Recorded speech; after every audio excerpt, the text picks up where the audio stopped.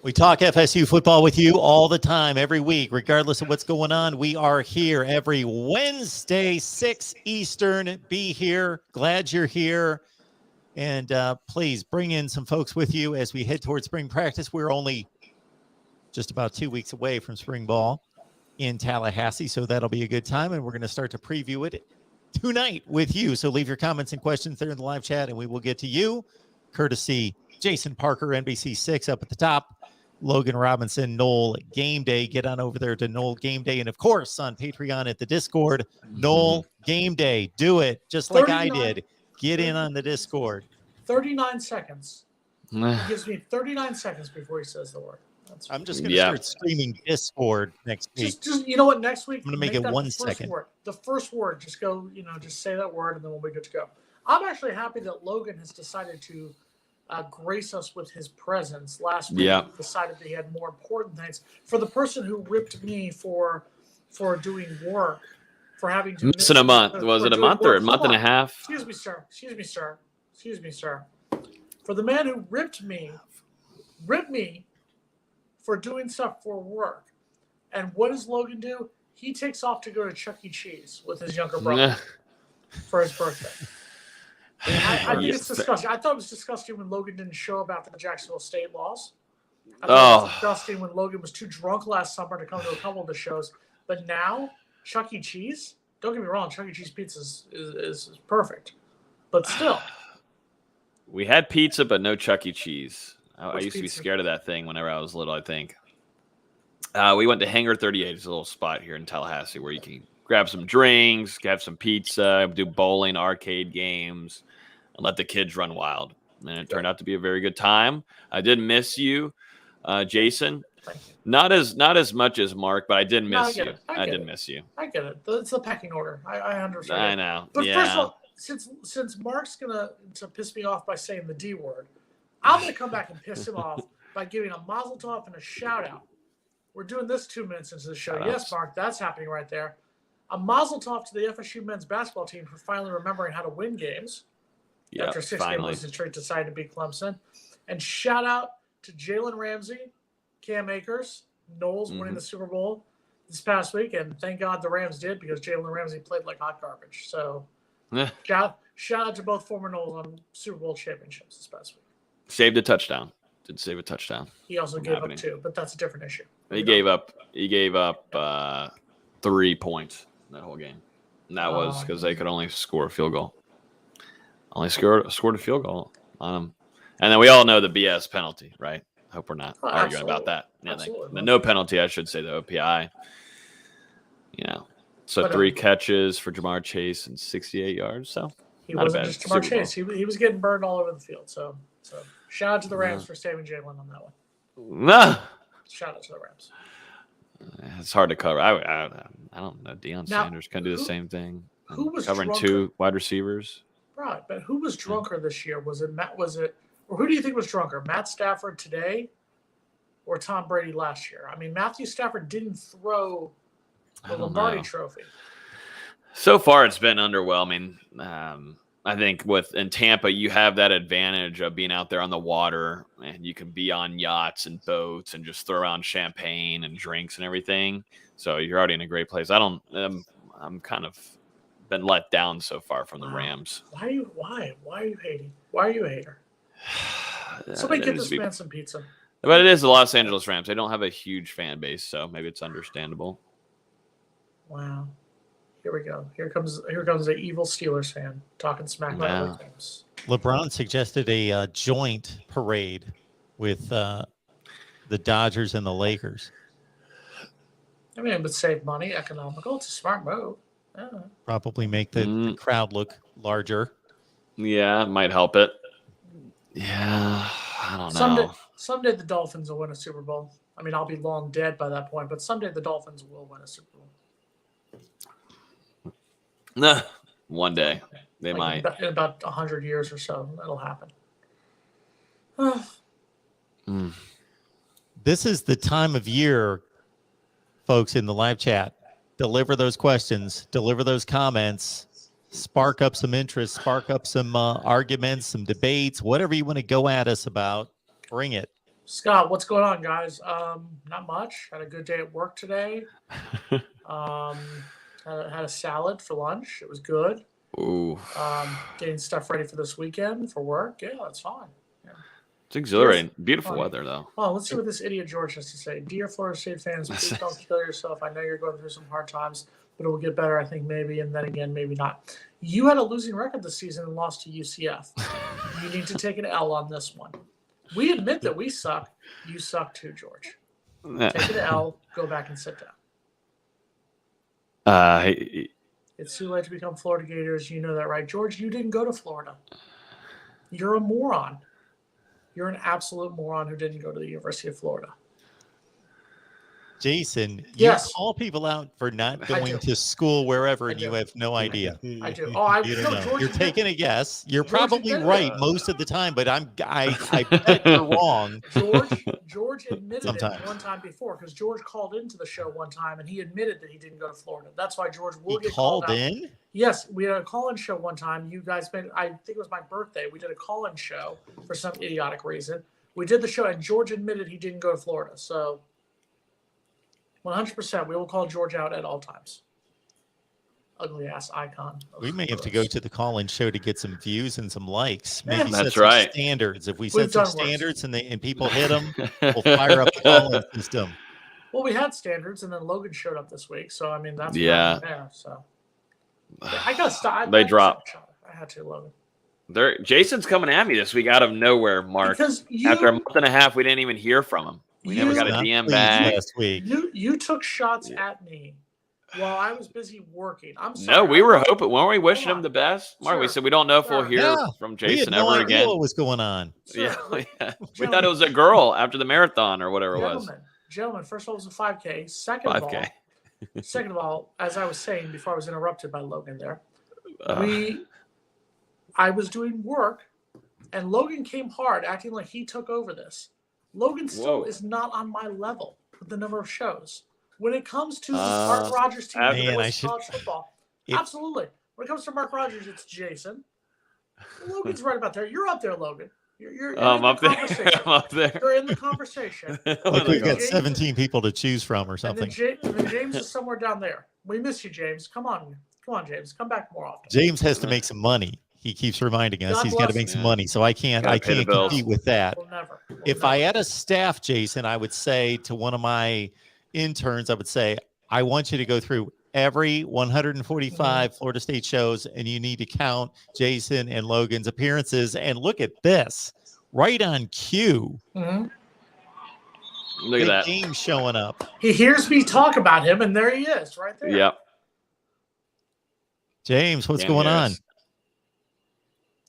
The Wi-Fi. James, is no horrible. can you audio. hear us? The Wi-Fi is horrible in the park. We'll let you know, James, if you can hear us, that Jason was just just going to let him know that you were slamming him on his number of Okay. appearances. and we'll answer Scott Davis here, who thinks Slamming. he's funny like everyone else here. Yes, Jimbo was better than Willie Taggart. I have said that countless times before. Jimbo was a much better coach than Willie Taggart. Jimbo Oh, was goodness. also somebody who had his team built around great assistants that helped build that dynasty in the greatest college football team in 2013. Once the assistants started leaving, you start to see a downhill slide. That's just the facts. But Jimbo Fisher, yes, was a much better coach than Willie Taggart. Jason, Okay. what was your opinion of Jimbo Fisher, let's say, at the end of 2016? I was happy that Florida State was able to bounce back, because I will admit that after that North Carolina game, I was really concerned. After that North Carolina game, we were coming down here to play a Miami team, who was at the time looked a lot better than us on paper at that moment. We still had Clemson left to play. We still had Florida, which looked a lot more decent than the Florida team that we played that year. So my question was, what was going to happen? I thought that was going to be the start of the really downhill slide. But to be able to win those last 5 games, be able to beat Michigan in the Orange Bowl, I was very content that things were going well. That being said, you can see the writing on the wall. And we've talked about this for years now. The writing on the wall starts in 2015 against Georgia Tech. That's a game that Florida State should have never lost. On paper, Florida State should have never lost to Houston in the Peach Bowl. Houston was a good team, but on paper, Florida State was a much better team. That's where you can start to see Florida State going from a team that was a national championship caliber team every single season to a team that, let's just be honest, by 2016, they were a third place team in the ACC Atlantic. Do I blame that all on Jimbo? No, absolutely not. But you can start to see, what does it go back to? Coaches like Mark Stoops, coaches on the offensive side of the ball, James Coley, who were all about recruiting South Florida, recruiting the state of Florida. When they left, you saw what happened. It was the same thing that happened under Bobby Bowden. And sorry, Logan, I'm going to defame Bobby Bowden a little bit here on this one. In the 2000s, Bobby Bowden started to make Florida State more of a national program when it came to recruiting instead of focusing on getting the best players in the state of Florida. And you start to see what happened. So that's why that would be my one fault with Jimbo at that point. James, can you hear us? James, do you have us? The Wi-Fi in Jacksonville is horrible at the parks. Nah. Mayor Lenny Curry, I know I disagree with your politics, but if you're going to do something, get the Wi-Fi fixed at the parks. Damn it. We're losing him. We lost him. Uh-oh. We can look at my gigantic pimple right here. That just grew. Or actually, no, it popped earlier, and then I came inside and I had blood all over me. And you just hear everyone just clicking off at that point right there. Yeah. You know who's gonna have a lot of blood on him this upcoming spring? Who? Is whoever the left tackle is gonna be going against Jared Verse, I think, during this camp. You're calling it? Yeah. Yeah. I think right now the biggest question mark, if we're gonna talk question marks heading into the spring, to me, is who's the second defensive end right now? Is it Dennis Briggs? Is it going to be Quashawn Fuller? Is it McLendon, who I've always liked, who I thought made some strides this last season, but was just pushed behind Keir Thomas or Jermaine Johnson? But I'm just wondering, the biggest question marks to me is really who's going to fill the void of the second defensive end, because, for right now, I've got Jared Verse locked in as a starting guy, but I'm just trying to figure out who is going to emerge. Could it be a young Patrick Payton? I don't think that happens just because he's still got Fuller and McLendon there and Dennis Briggs, depending on where you're going to be putting them in whatever packages. But I think Payton, a guy this spring, a young kid, young freshman, redshirt freshman, can step up and kind of make another stride. It's going to be interesting. There's a lot of young players in this spring overall, defensive backfield and everything. But yeah, defensive end is still a question mark to me on the other side of Verse. I think it's going to be Briggs. I think Briggs will come out and probably leave the spring as the other projected starter on the other side of the line. My biggest question, though, and Logan and I talked about a little bit about this. I apologize. Mark and I talked about this a little bit last week. Logan wasn't here because, he doesn't care about us. Yeah, that's true. I think my biggest question is going to be, how much are we going to see Jordan Travis grow? And we've talked about this before. We've talked about this since the end of last season, how he did grow much more as a passer than what we knew was going to happen before the Notre Dame game. So I think that's going to be my biggest question because Mark has talked about this before. Does Florida State go after a transfer quarterback? And I think they're going to wait until after that point. But I think I stand by my statement. I think if Jordan Travis can show significant growth in this spring, I think Florida State does not go after a transfer quarterback. If it's the same Jordan Travis we saw last season at the end of the season, as we're walking off the field in Gainesville against Florida, I think Florida State will make a move for a transfer quarterback. Mm-hmm. We'll see. Dennis Briggs played 4 games last year, got a couple of quarterback hurries and a half a sack. Did we see enough out of him to be encouraged that he's force? He had a season-ending injury last year too, which took him away, which stunk because last year, whenever he played, not last year, but the year before in 2020, whenever he opted out from COVID and take care of his child and then spending time with family and just trying to take a safe route, he came back in perfect shape and didn't start, but came in and played a lot of snaps and looked good, like he had just been keeping in shape and everything. And then they were hoping for a big season from him last year, and things were looking really well until he got injured. So they see a lot in him. He's kind of a hybrid between a defensive end, defensive tackle. I think they'll use him a little bit more on the outside just because of his build and his frame and his elusiveness with speed. So it'll be interesting to see, because really behind there is Fuller and McLendon, who seem to be two guys if you didn't have Johnson and Keir Thomas, those were your 2 starters last season. But one of those guys, those 3 guys are going to be fighting for a starting position on the opposite side of Jared Verse if things don't go well with Jared Verse, and it'll be another conversation. But I think Verse has that one of the sides locked up. Defensive backfield, safeties, that seems pretty locked down. But the biggest question mark to me is who's going to be on the other side at corner. Florida State is once again in a field of trying to figure out who is going to be those 2 corners. Do you stick with Brownlee as Jarian Jones? The inconsistency there is always a problem. Do you go younger? You got to see a little bit of Kevin Knowles last season. You got to see Amarion Cooper, who balled out and played a good amount against that in Death Valley against Clemson. So there's quite a bit of question marks in the corner position. I think safeties is fine there with Sydney, and you've also got Jamie. But corners is a big question mark for me heading into the spring. Logan, looking at the early enrollees, the transfers have come in through the portal. Give me the one player you want to see because you think he's going to be the most talented, and the one player you want to see because you think he has the most question marks right now. The one I want to see, probably Azaria Thomas. I think probably him or McCall. I think Thomas, though, is going to be one of the first guys, definitely when we get the tour of duty in a couple of weeks, to be able to identify that one young stud that looks like he's been here for a few years. I think Sam McCall is just naturally gifted, but I think Thomas is maybe just a little bit more intriguing to me, at least to start off the spring. Really, I mean, these are 2 really talented defensive backs coming in.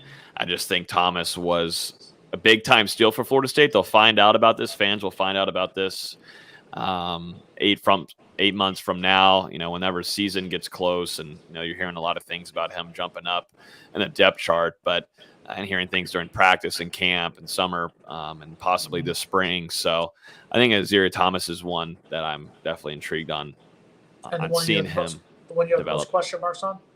The one that I had the most question marks on, I think I do have just natural question marks on, not saying that I don't think he's going to deliver or develop, is probably just Duffy. He went off and didn't get to have, didn't get to play the full season last year at IMG, was dealing with injury, reportedly, supposedly. And I'd like to see him more in person. This isn't just a thing of, boom, you're going to be a starter, or you're going to compete with Jordan Travis. It's going to be a Jordan Travis versus AJ Duffy show. He's still developing and learning to get down the system. It's going to go Jordan Travis, Tate Rodemaker, Gino English, and then AJ Duffy. You're a true freshman coming in, but eventually that is going to go up to where he can compete as a backup guy. But he's still, I want to see him develop. I want to see how he throws. I don't need to see the chemistry. He doesn't need to be doing all that, but I just want to see how his technique is on the field, footwork, because he is a blue chip quarterback coming in. We've heard a lot of good things about him. We've seen tape. We've seen him in 7-on-7s.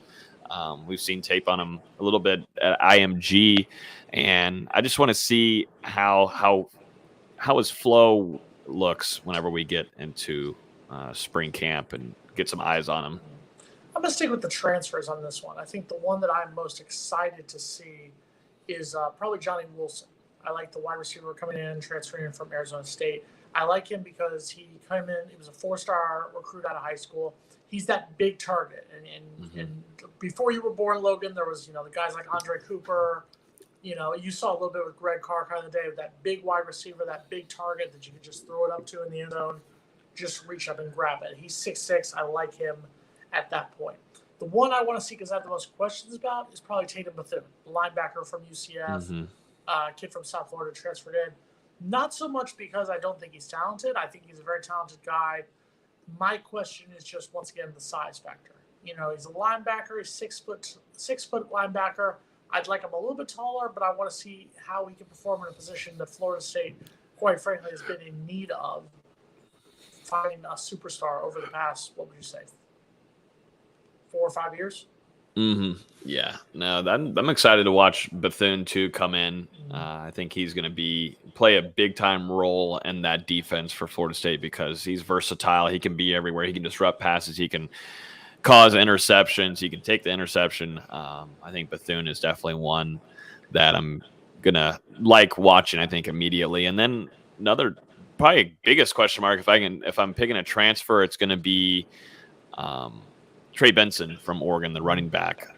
We've heard a lot of things that he's got speed. He looks good out there on the field. I think I'm the number one person maybe here that I don't give a damn about how everybody's looking at Tour of Duty. I want to see pads get on, and definitely for a running back, I want to see how he can cut and get into live action. And that's great that things are going well in Tour of Duty and everything, but I really want to see how fully healthy he is. I don't doubt that Florida State staff didn't do their homework on him and, wouldn't feel 110% comfortable with him coming in and giving him a scholarship and adding him to that depth chart in the running back room. But I'm really interested to see how he looks and how smooth he is. Because if he ends up being, a good addition, at least depth wise, and he can maybe take an advantage of being a third down back for Florida State's offense, I think it would be a nice shut up to Florida State's fan base that kind of had a meltdown once he picked Florida State. Shout out to William McCollum, $5. We appreciate it. Thank you for that, William. Appreciate the super sticker. And also, Williams made some comments about the quarterback position. He really wants to see somebody come in and challenge Jordan Travis and stretch the field. Who right now, I mean, we've talked about a little bit. Obviously, the name we've mentioned a lot is JT Daniel, the player transferring from Georgia. I guess my question is, who else is out there? I mean, obviously things will change in the next 2 months, obviously, once everything's done with spring football. But I guess that would be my question is, what other quarterbacks do you think, and I think, Mark, you're more on the national guy on this one, so I'll default this one to you. What other quarterbacks can you possibly see entering the portal once spring football ends? No, that's a better question. I was starting to scan across the country and think, my goodness, we've already seen 20 quality quarterbacks switch programs already. Jaden DeLora was the freshman offensive player of the year in the Pac-12. He left Washington State, went to Arizona. Keaton Slope is from USC to Pitt. Jackson Dart from USC to Ole Miss, and I could keep going. Casey Thompson led the Big 12 in touchdown passes, left for Nebraska. Adrian Martinez left Nebraska, went to Kansas State, and just on and on and on. So there were opportunities out there. That's a great question. I ask good questions. Every returning quarterback except Indiana in the Big Ten, I know all their quarterback situations are returning starters. So there are some situations there. In terms of specific names, I don't have anybody off the top of my head. The Georgia quarterback room is stacked. Somebody's leaving there. If not, two players are going to leave there between Stetson Bennett, Carson Beck. Obviously, JT Daniels already left. Brock Vandergriff. I got to think that one of those four are going to leave. I had predicted two would leave. Daniels already left, so I'm going to say another Georgia quarterback's going to leave. I got to think that the quarterback that's out of the running at Texas A&M, which would be either Max Johnson or Haynes King, might look to move on as well. You can see Max Johnson transferring a second school and before the season even starts. Eric Gilbert did it. Yeah, Carson Beck is the Beck kid from Georgia is always one that we've kept an eye on even during the season at Florida State. I remember being up in the press box and getting a text of someone to keep a close eye on once the season ended. But I don't see Florida State going after someone that's going to compete with Jordan Travis for a starting job. I think it'd be backup role. It's not going to be a guy that had contention of starting somewhere and they want to come in and start. I think they'd look for a veteran guy that can be behind Jordan Travis. And I know Florida State fans have had their scary memories of Alex Hornibrook back in the day, and kind of was a little bit of his role coming in, and you don't want to see much more of him, but at least a caliber that's ahead of him talent-wise would be nice to have behind Jordan Travis. And if you can fit that, I think Norvell and Dillingham learned their lesson last year, even though Dillingham's off to Oregon. Norvell learned his lesson that you can't have two quarterbacks run the same system unless these guys are true dual threat. I mean, Jordan Travis was dual threat guy. He led with his legs and then he had his arm.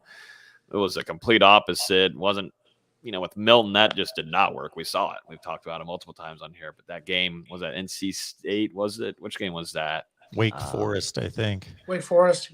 Well, the Wake Forest. Yeah. Yeah, where it was absolutely atrocious, where Jordan Travis couldn't play due to sickness. It was NC State. And Norvell and Florida State still intending on running that kind of scheme on offense. And it was awful. Logan, can you not lie to the viewers? All you did in the press box was eat Chick-fil-A last season. Yeah. I gave Norvell a hard time there. You should notice that. Jason, you should record this. You should be doing that every single week until he has a winning season. Did anybody? That's all I'm saying. Did anybody pick up Emory Jones from Florida? I think he went back in. Yeah. I think Willie Napier got him to stay down there in Gainesville. Did they really? Whoa, you went Willie Napier. Wow. Mm-hmm. You didn't go William. I like that. Wow. No, I like Willie still. At this time last year, we were really talking up Andrew Parchman, and people were excited about him coming in as the big wide receiver target from Kansas. Now, this year, Winston Wright is a guy that's caught 129 passes at West Virginia, caught 63 last year. Not hearing so much excitement about him. I'll take the L on that one because I was the one who was all about Andrew Parchman. So I'll take the L on that one. I think my concern with the wide receiver room, and like we talked about, is that the wide receiver room has been, I guess the word would be let down probably. I mean, the last big name wide receiver we had for Florida State, who would you say, Logan? Tamarian Terry? Yeah. There was a lot of excitement. Yeah. Travis Rudolph. But that's what I'm saying. So I feel like the hesitation for me is I want to see what Winston Wright. I want to see what Jones Kidd. I want to see what Michael Pittman. I want to see what they do through the spring first before I'm going to say, hey, there's improvement in that room. Because Parchman disappointed us last season. Don't get me wrong, 4th and 14, he will forever live in our lore. But at the same point, yes, his season was a very, very drastic disappointment. So that's where my concern is. I'm not going to talk great about the wide receiver rooms until somebody shows up in practice. Yeah, James B. Appreciate you being here. Thank you so much for the contribution, James B. So, fellas, don't you guys feel we would still be legitimately too deep?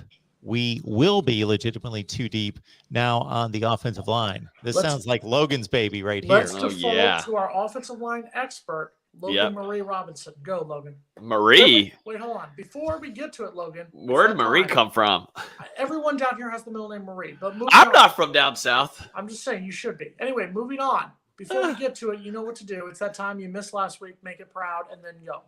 Yeah. Oh, it is 6:30. Hit the like button. What are we at about? I got to be over 50, right? 64. Hit the like button. We're all hanging here by a thread because there's nothing absolutely going on. We are in February, but we do have a countdown tool, a practice in less than 3 weeks. So at least there's something good to look forward to. But hit the like button. Hang out with us. We've been doing this for 145 weeks in a row, which is absolutely insanity. But hit the like button. And also hit the subscribe button. But really, if you just want to be nice to us, hit the like button so then we can smile when we get off of here. Offensive line, I think this is a good topic that James is bringing up. I mean, Florida State did a fantastic job, one of the best teams in the country on the offensive line, bringing in some true talent, some mean guys that I am really looking forward to. I think out of everyone so far, I'm really looking forward to seeing Quashawn Sapp. We won't see him in the spring, but if we're looking into next season, Sapp, Florida State also had Richardson come in along with Charlton too. Those guys I think are year 2 and further guys. But Armella too coming in. I think that brings a kind of chippy edge that Florida State's offensive line hasn't had yet. And there's going to be some replacements too on Florida State's offensive line. I think you got to look at Maurice Smith, and we thought he'd have big time step forward as center for Florida State's offensive line, and that just didn't seem to be really the case. So I'd watch out for. I don't have his name, and I was just saying it so many dadgum times on podcasts. last week, but someone will put it in the chat. Typing it out. Caden Lyles. I would look for him to replace or compete with Maurice Smith to take that starting job at center, the Wisconsin transfer. So the offensive line, there's a lot to like about this room. And if you're able to grab the offensive lineman who was between Florida State and Auburn, and that was Ontavious Woody, if that is able to push through, there's some kind of magical potion that works where he's on campus for summer, over the summer or the start of fall, then you're looking really good heading into next season, at least depth-wise for offensive line. Building that. They're not going to be day one starters, but you're starting to build that Atkins kind of school of offensive line that he's wanted to have. And I've covered Richardson. I covered Armella down here all last season. Yes, Florida State has a very promising future on the offensive line. That being said, I'm going to sound like the negative Nancy out of the two of us. That offensive line has been god-awful for how many seasons are we going on now, Logan? I mean, you're going to sit there and say last season wasn't god-awful. It was tough. A lot of guys were hurt, but I'd say 5-6 years. So it's been a while since Florida State has had a consistent offensive line. So I want to see what these guys can do before I'm, once again, wide receiver and offensive line get no pomp and circumstance until they do something. Who's it going to be? A class of 15. Mm-hmm. So I got a couple questions here and a couple comments to make. So the 3 highest rated offensive linemen are not early enrollees. 11 of the 15 are early enrollees, which is good. Obviously, those guys are on campus already lifting weights, going to be in spring ball. So Julian Armella, Jalen Early, Quayshawn Sapp, which Logan talked about. Those guys we won't see until June or July. There's a hard commit here, Ontavious Woody. You mentioned him, Logan.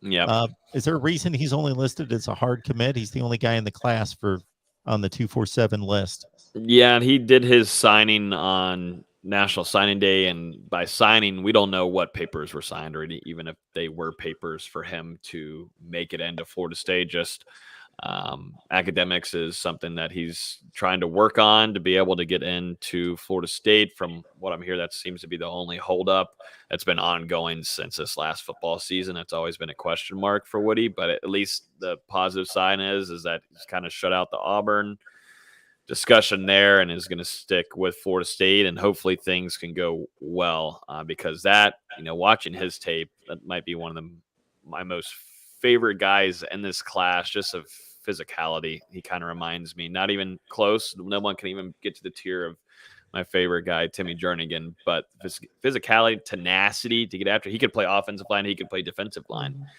They just got to get him into Tallahassee. But yeah, that's why there's a question mark there, Mark. We don't know what he signed, but it could be an aid thing. PWO. I don't know. Florida State did a PWO with, Dante Anderson, the defensive end from down in your area, Jason. Well, obviously, if you want success, you come down to the 305 and the 954. But Mark, you go back to James's previous question because I want to actually ask Logan this question.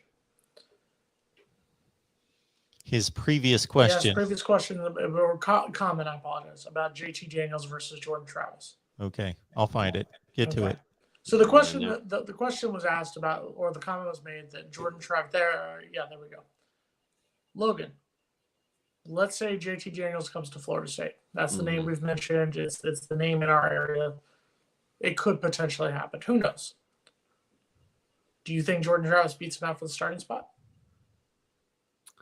I don't even see it happening. I don't see him coming, but I don't see Florida State switching much of their offense. It wouldn't be a whole major change, but they'd have to switch up kind of their whole offensive game plan, in my opinion, for Daniels. I don't see any ways. It's completely blocked out of my mind where a player would even come in and compete to take over Jordan. I think that'd be an awful thing for Florida State's for Florida State's locker room. I think it would lose a lot of the trust between obviously your starting quarterback, Jordan Travis, and I think also teammates on the field. And people are also, I see the comments in here all the time. They want AJ Duffy to come in and somehow break everyone up and come in and start and everything like that. I don't.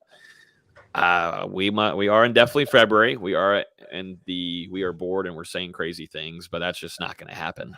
Not going to happen. And you look at Jordan Travis last year, improved immensely as a passer with what at wide receiver? What do you have? Yeah. And still trying to throw. I thought he did a way better job of staying in the pocket, staying poised. The year before that man was dancing, running around immediately because he knew he could use his legs. He started playing safer too, making sure he wouldn't try to get hurt too and be so physical with some of his runs. But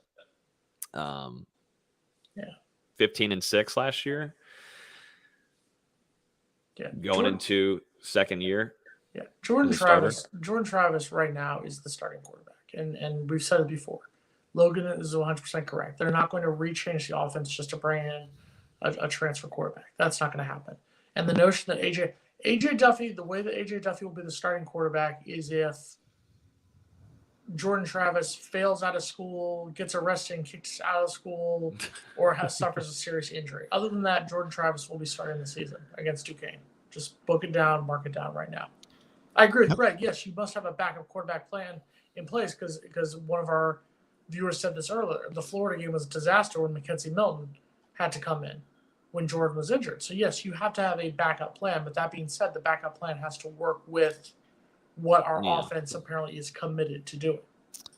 So I'm the dissenter in the room. Go for it. To me, Jordan Travis hasn't earned the right to be just lockdown starting quarterback without question. He's not Bryce Young. He's not CJ Stroud, fill in the blank. There's not many out there. I don't think he's earned it to just say we're going to stand pat and be average at quarterback. I think you look around and you bring in competition. And if you want to run that kind of program that I think Florida State wants to be and that it used to be, then you have elite talent stacked up at every position. And I know quarterback's different. There's only one guy in the field. So you've got to be a little bit more sensitive there because it's not like, okay, let's bring in another stud wide receiver. We've got three. We can bring in a fourth and they can all play. I get that. It's different. But I still think you need to breed competition. And he hasn't, from the standpoint of just having a capable backup for sure. AJ Duffy's got no experience. Number two, pushing Jordan Travis. And number three, not necessarily thinking that he's the end all be all and going to be the starter. I would bring somebody in. That would be me. But Mike, and we've talked about this before, and I will say it to you again. Right now, just let's say Florida State says we're going to keep the offense that we ran last season in 2022. That's the offensive formula that we are going to keep in place.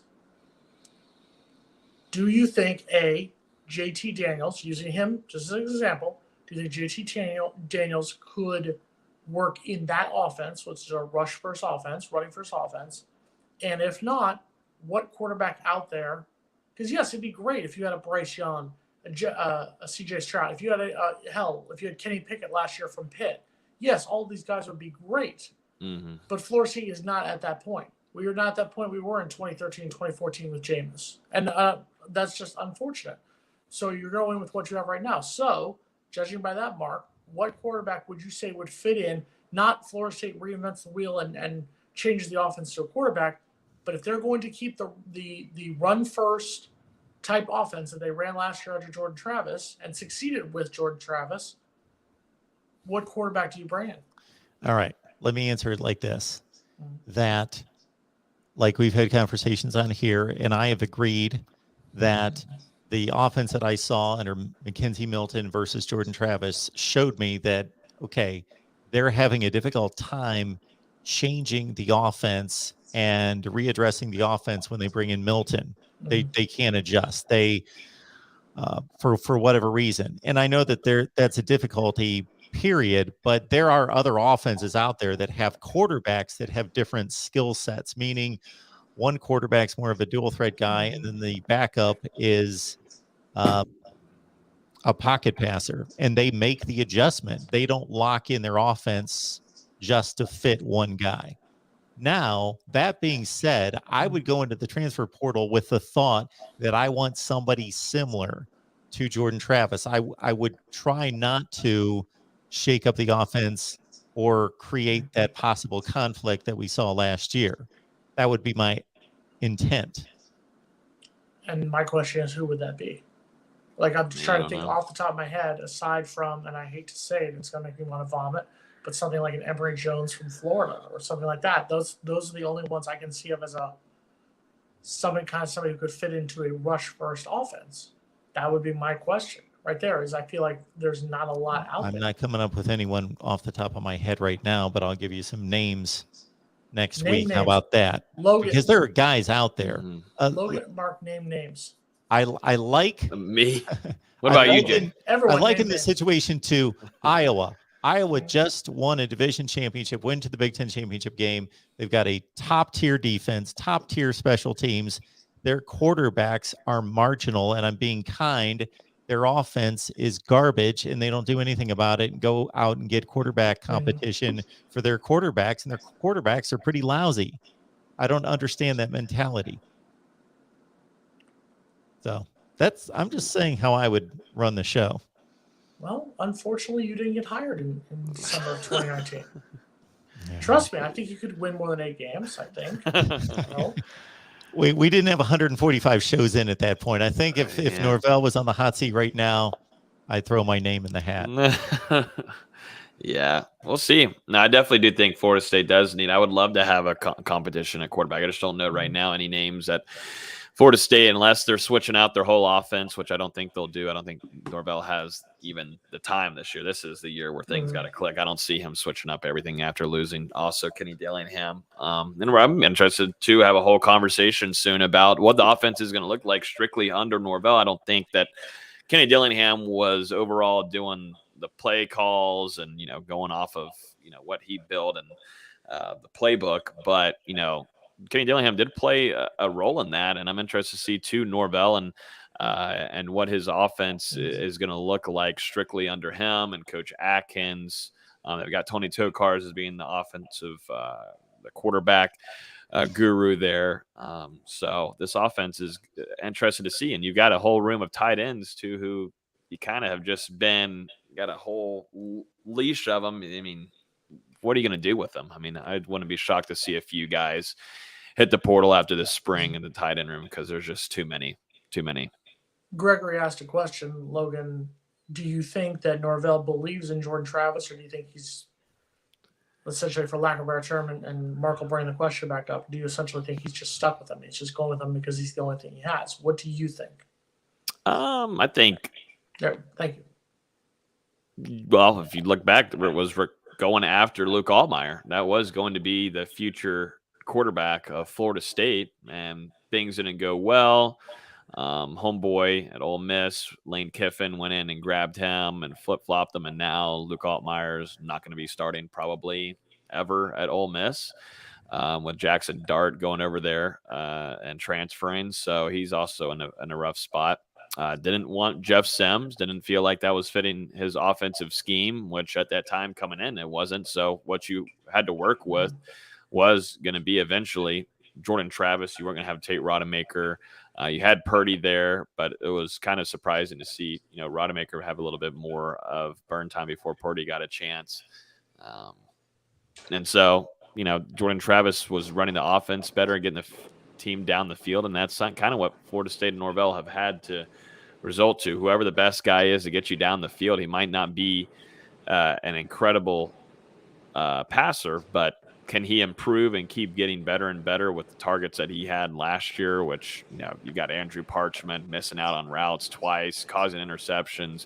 Cameron McDonald there was 2 interceptions last year. He only, in my book, threw a max of 5, maybe 4 interceptions. He went on an incredible run there after the Notre Dame game and the Jacksonville State game. After that, Jordan Travis went on a big-time improvement run there in the latter half of the season, and I don't think that should be anything ignored against some good competition too.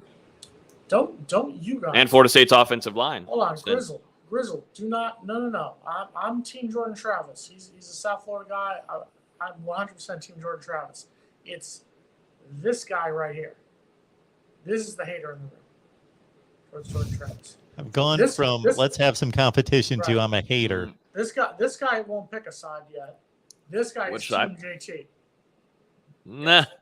100%. Which side? What? JT Daniels or Jordan Travis? Jordan Travis. I've called him. I called him the starter around last spring. I called him the starter. When Mackenzie Milton transferred in, you were prepared to have a victory parade to get him from Orlando to Tallahassee. You finally turned the corner on Lieutenant Dan sometime in the summer, and then finally came around to the side of Jordan. Once I saw those scrimmages, I said, "Oh, that source was not wrong when they said Milton's kind of here for locker room and to have good depth there." But I thought he was good for Jordan Travis and learning some things and trying to switch up and clean out that locker room. But very early on, I kind of knew this was Jordan Travis's team, and he's only developing. I just keep hearing good things. Multiple people from inside the program respect him, and watching him at practice. That's why I predicted a lot of these games this year. I think it was 8. What was I? 8-4 on the season, and really came off of practices and seeing how well Jordan Travis was playing, and best record. No Game Day staff. Just want to put out the record for all our writers there. 8-4. Just absolutely, just spot on. That Chick-fil-A is what got you those victories, right? We'll go 9-3 this year, I think.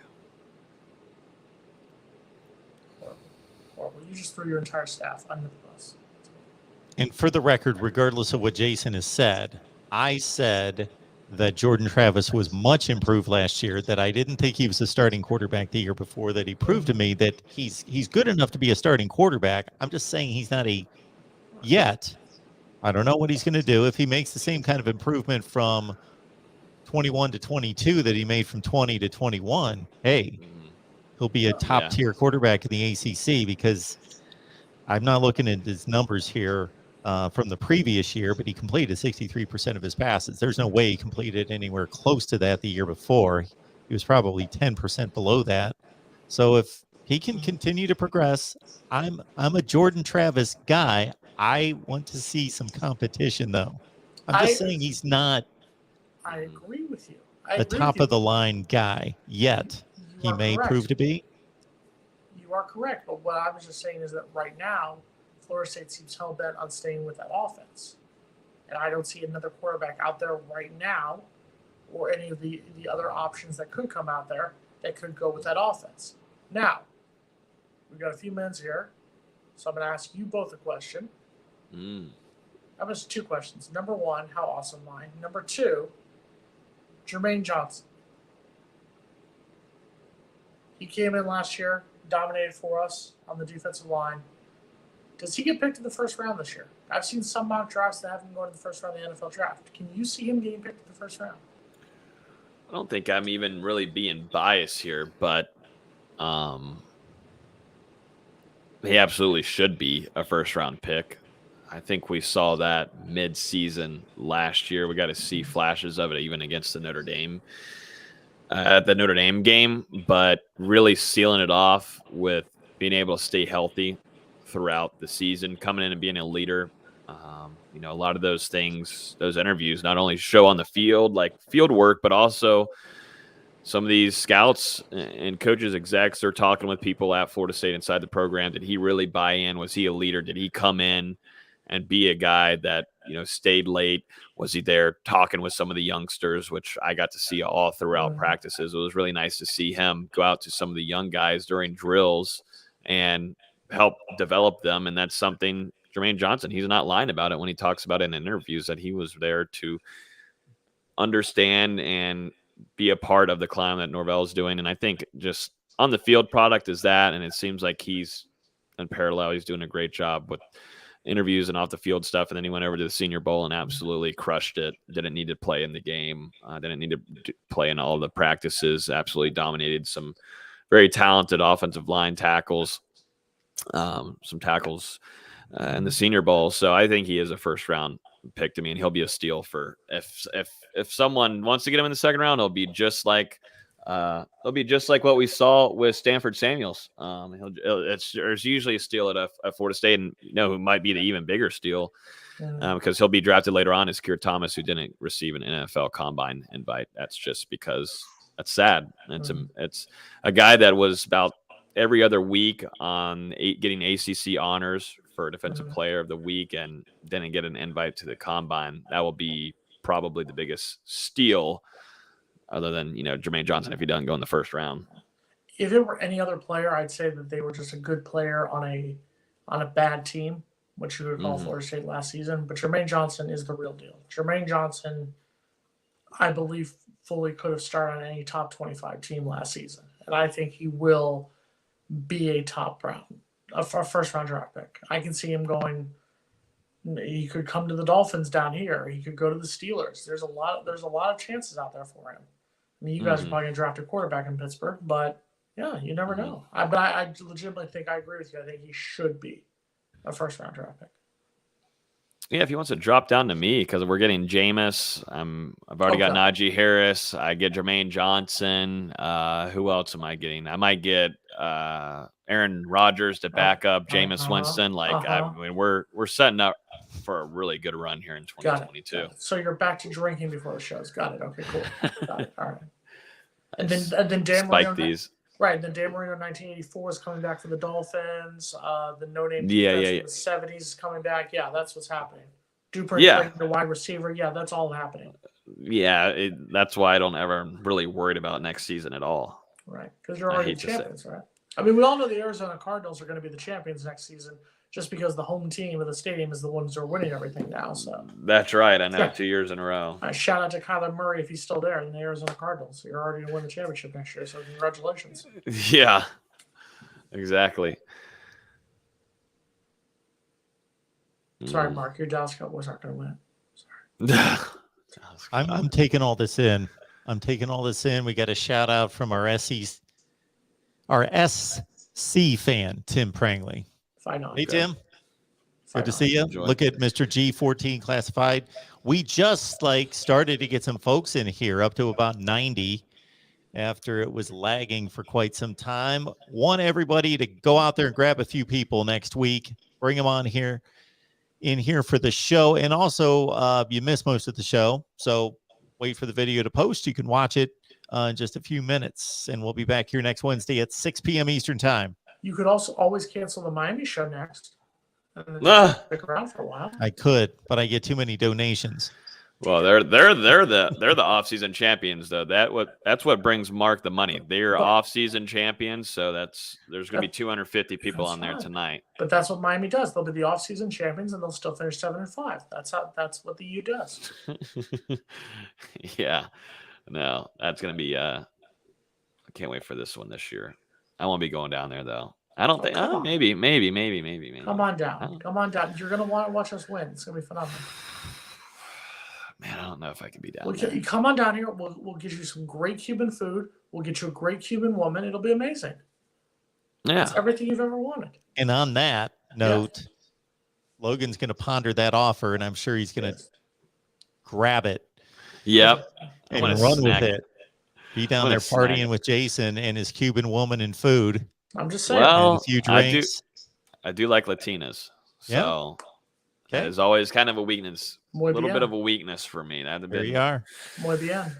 That's trouble for me. Gets me in trouble. Okay. But I like trouble. Right. We're getting into a weird spot now. Yeah, it's like Valentine's. And you understand, that I'm not making any comments myself.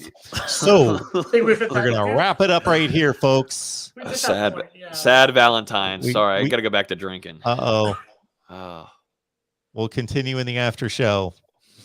And just imagine, folks, what you're going to miss here. We're going to find out about Valentine's Day, and we'll be on with Miami. It might be a couple minutes later than it was going to be. Yeah. But we'll see you in a few minutes.